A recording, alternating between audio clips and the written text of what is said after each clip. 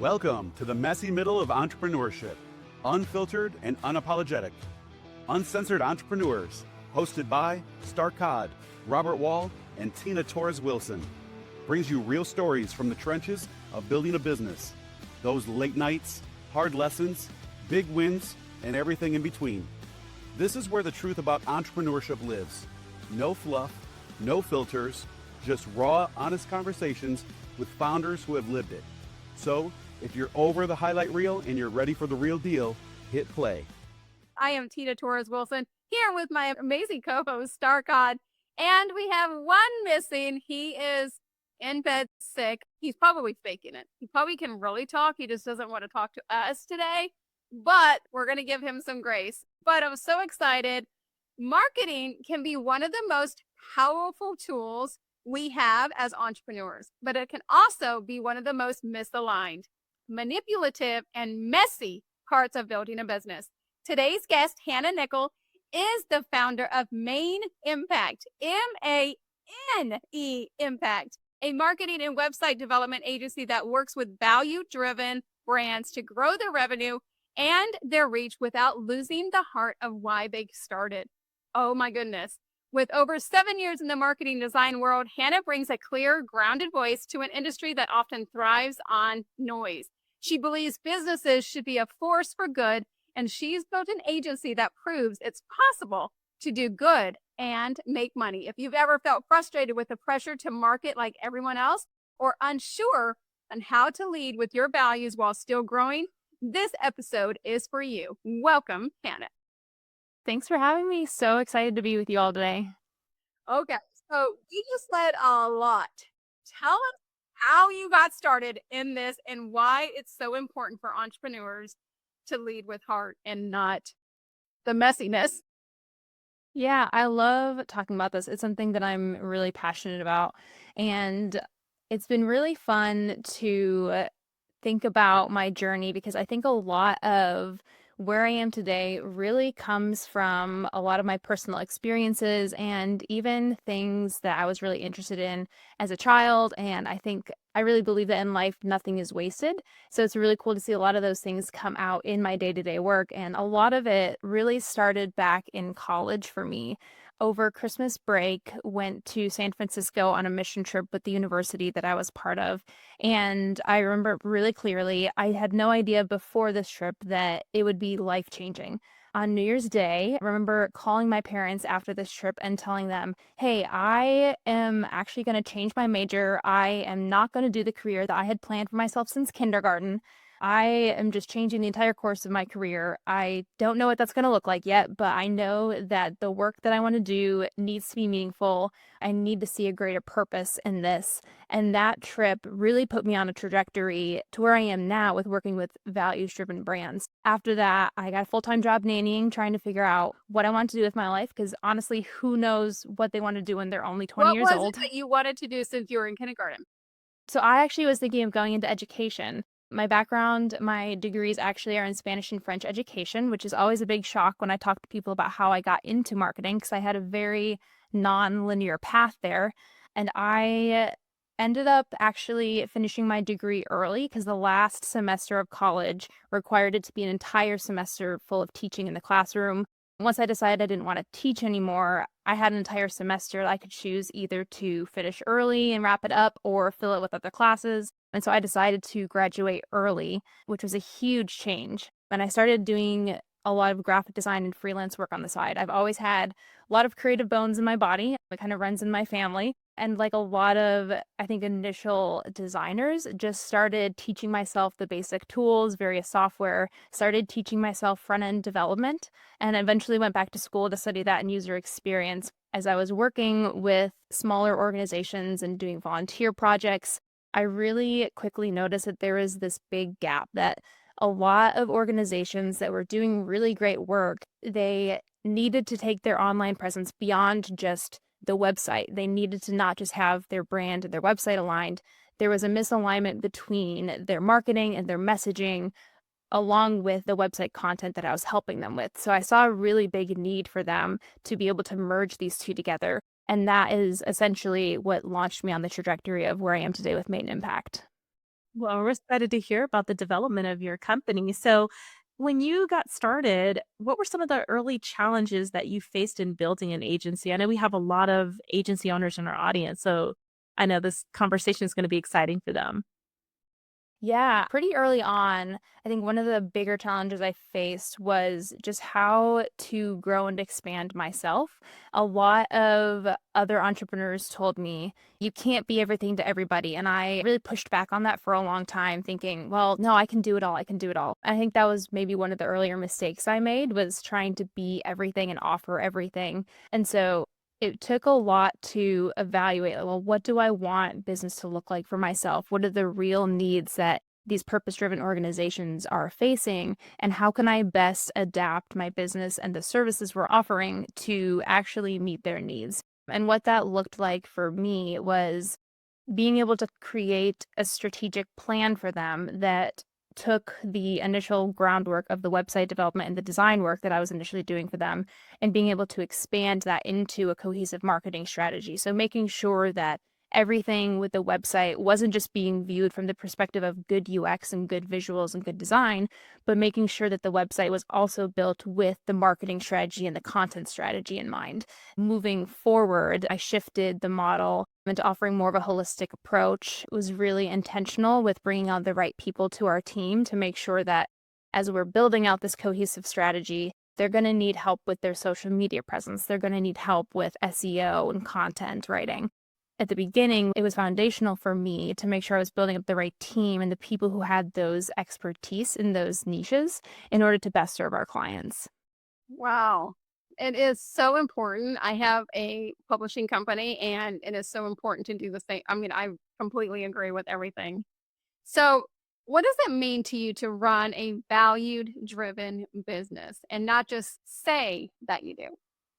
Yeah, that is, I think, a really important question. And for some organizations can be really hard to define when the work that you're doing isn't always super tangible, especially when you're thinking about some nonprofits. They are working more directly with people, so it's less of a quantitative number. It's been really fascinating and really exciting to define that for my own business and not just the people we're working with. And so for me, it looks like a couple different things. First, being intentional with how I lead. I'm a really big advocate for not just work-life balance, but what I say is life-work balance, because outside of work, if you're not your best self, you're not going to bring your best foot to the table either with work. So really trying to create a culture with myself and my team and the people that we're working with that life happens outside of work, things come up, and we want to support people in that. Obviously, we are always going to do our best to put our clients first. We spend the time that we need to get everything up and running, but also holding space and grace for people and trying to really emulate that from the top down as a leader. So that's really important to me. And the second thing I think that's really important, as you mentioned, is to make sure that we're not just talking the talk, that when we are sharing different content about being values driven, that we are actually doing that ourselves. And one of the things that I'm really excited about for this year is that we're actually going to be putting out our 2025 impact report, which is something new that we're launching as a way to have a benchmark for ourselves of here's where we made a difference last year. Here are the values that we are aligned with. Here's what we're doing to prove to ourselves that we are actually living out these values and to make sure that as we're moving forward, we are also growing and being held accountable. I love that. Definitely. What is it called? A value impact report? I like that. I think we had someone else on the show that did something similar with businesses in terms of what you guys are doing with your company. So I think you're definitely on the cutting edge of what's to come for many companies and something that they can embrace. So I'm so happy you shared that. I hope you're enjoying this conversation. I want to take a quick moment to share something that comes up a lot with my clients. Selling doesn't have to feel heavy or exhausting. I work with course creators and coaches who are tired of launching all the time and not seeing consistent results. Inside Pink Door Marketing Agency, I help them build evergreen systems that work in the background and bring in the right people with ease. If you're ready to sell in a way that feels aligned, visit pinkdoormarketingagency.com. Now let's get back to the show. And so, what does it look like for you when you're bringing on a new client? How do you determine if they're a fit, if they're not a fit, especially since you know you're leading with this value driven purpose? A lot of people just think, oh, I just need her to create my website. And so, can you share a little bit about that? Yeah, I definitely think, and this is just generic marketing advice for anybody, but it's been really beneficial for us to clearly define who we are, what are our values, what is our mission, and how do we portray that through our content and through our marketing. That's something that just every business needs to do, regardless of industry, but that helps a lot to weed out the wrong people. Specifically, just by putting out the message that we are mission driven, we are working with brands that are seeking to make a difference in the world and contribute to not just their bottom line, but what's called their triple bottom line. That is really helpful in making sure that we're attracting the right people. Oh, wow. I like that. So, Hannah, what do you do for business owners? What are business owners getting wrong right now about marketing and what are they doing right? Yeah, that's a great question. This will definitely vary, I think, depending on industry and like what type of marketing they're specifically focus on. One of the biggest questions that I get when somebody comes to me before they work with us is, I know I need marketing. What does that actually mean, right? Because marketing is such a broad term.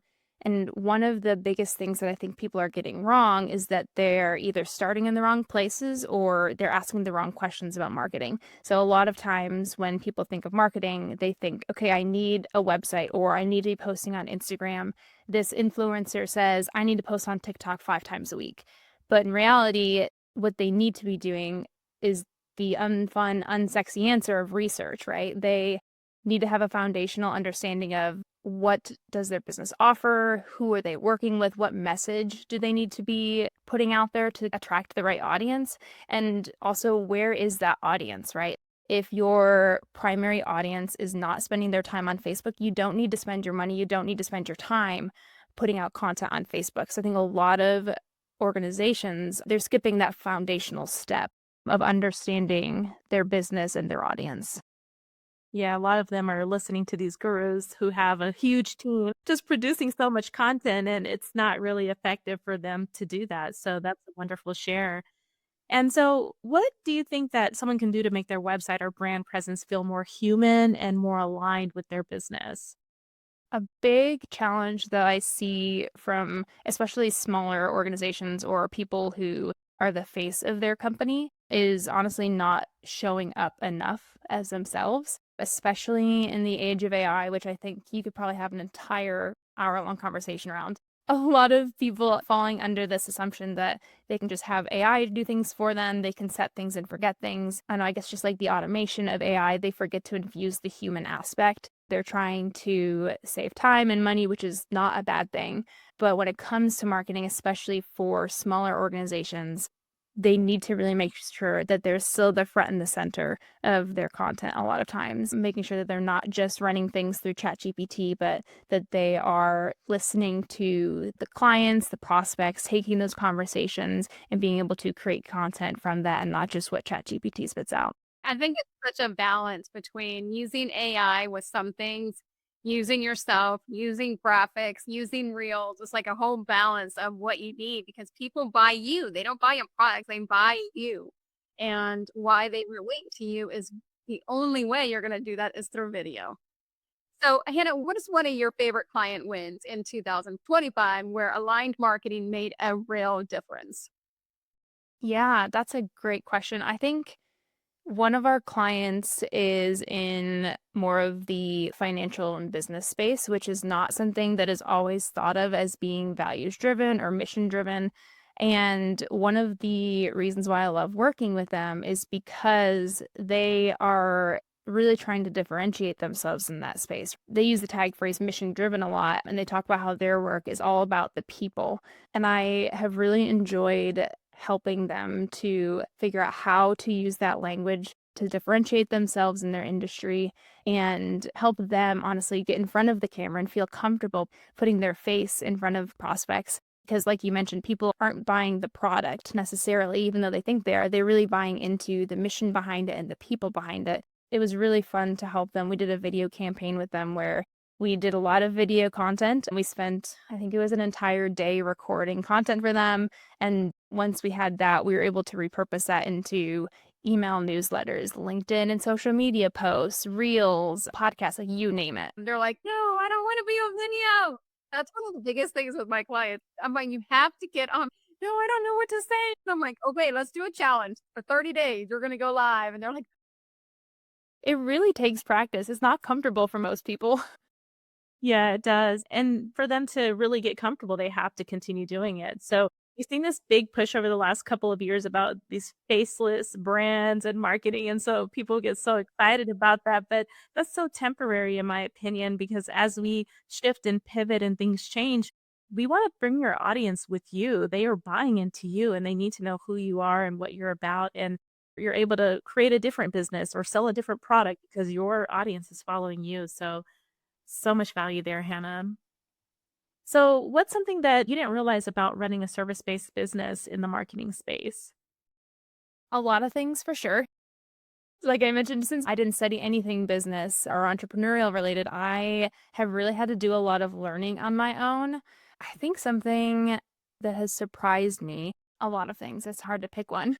I was like, actually, I could go 5 different directions with this. It has surprised me, I think, how much I've grown and how much I've enjoyed being a business owner. When I initially started, I didn't know exactly where I wanted to go with the business. And I think a lot of the direction has changed over time.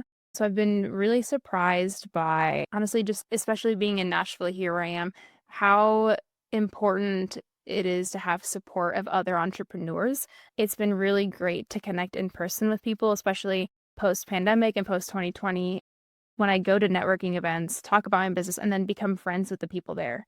I think a lot of times with networking, people are like, you need to go and you need to get something out of it. And absolutely make the most of your time there. But I have found a lot of really great communities where I am, and especially community within other women in business groups of women who are just here to lift each other up and to give more than they get.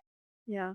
I think being so lonely sometimes, especially if you work from home, because it's always on video camera. You don't have that interaction with other people. And I know Robert's not on today, but Robert tends to do a lot of networking locally and he'll also travel as well. And so I think that's great feedback for our audiences being able to develop those relationships because not only can you get clients, but you can also get a lot of referrals. I'm sure you get referrals from people who you've networked with. And yeah, not going in it just to say, I'm here to make money, but you're actually building real relationships, friendships. But yeah, you can get referrals and expand your business through local events. So if you're feeling stuck, in this online space that's very crowded, try events. Yeah. And then keep that balance because you end up being friends with your clients or being friends with other entrepreneurs because they know what you're talking about. And it's hard. You're like, oh, I have a podcast. They're like, what? Oh, good. Oh my God, congratulations. But you say that to somebody else, they're like, what are you talking about? What does that mean? Tina's huge on connections. So what's coming up next for the main impact? What's coming up next? Well, I'm really excited to dive in deeper into the idea of being values driven, especially when it comes to sustainability. And in the age of AI, obviously, that's a really big conversation right now. And one of the things that a lot of people don't know about being online and having a digital presence is that your online presence also has a physical impact on the planet and has an environmental impact. And so that's something that I've been spending a lot of time the past year or so diving into and have been trying to share with people about. And I'm really excited to further expand on that and make sure that our business's carbon footprint is reduced through the digital marketing that we're doing. Oh, interesting. I love that. So we want to give a little tip to our audience. What's one thing or one shift they can make on their website today that would help be more effective, more value driven? Yeah, I think when it comes to the effectiveness of your website, one tool that's really helpful is to install what's called a heat map if you haven't done that already. That is really helpful. There are a lot of free tools and plugins. There are also paid ones you can get, but those are really helpful to make sure that your content and your messaging is aligning with the right people and it's doing its job. You can talk about your business all day long, but if it's not actually driving leads, if it's not creating sales, then you need to figure out what that missing piece is. And when it comes to the website, having a heat map is a great place to start to make sure that there isn't a leak in your funnel or there aren't things on your website that are causing frustration with users or problems down the road. That's a big one. Thanks for sharing that. Yeah. So, Hannah, is there anything that you have coming up that you want to share with our audience? I am really excited that this year I have been launching essentially like a new one-on-one VIP coaching program. So for solopreneurs, for smaller organizations who are looking to get more hands-on experience and feedback on their marketing strategy for their business, it's a one-on-one program where you're working with me and we're doing a lot of that groundwork and that research that I mentioned earlier in order to create a marketing strategy for your business that is really tailored and customized to your niche and your industry that is the most effective, and making sure that you're spending your money and your time in the right place. So I'm really excited to launch that and to help people who are not quite ready to fully hand off everything with their marketing, give them that next step for business growth. Oh, I love that. And I know our audience is going to love that too. So, Hannah, how can our audience get a hold of you? The best way is to send me an email, hello@maineimpact, mainimpact.com. You can also follow us on Instagram, LinkedIn, our website. All of them are under Main Impact. All right. Thank you so much, Hannah. We loved having you here on Uncensored Entrepreneurs. We are here, real, raw, and unplugged version of being an entrepreneur. And you definitely helped us be that real, raw, and unplugged version today. So thank you so much for being here. And we will see you guys next time on Uncensored Entrepreneur. And hopefully Robert will be back. Have a good day, guys. Thanks for listening to the Uncensored Entrepreneurs. If you're getting value from the show, take a minute to rate, subscribe, and leave a review wherever you tune in. It helps more bold entrepreneurs find us. Until next time, keep showing up, uncensored and unapologetic. And we'll catch you on the next episode.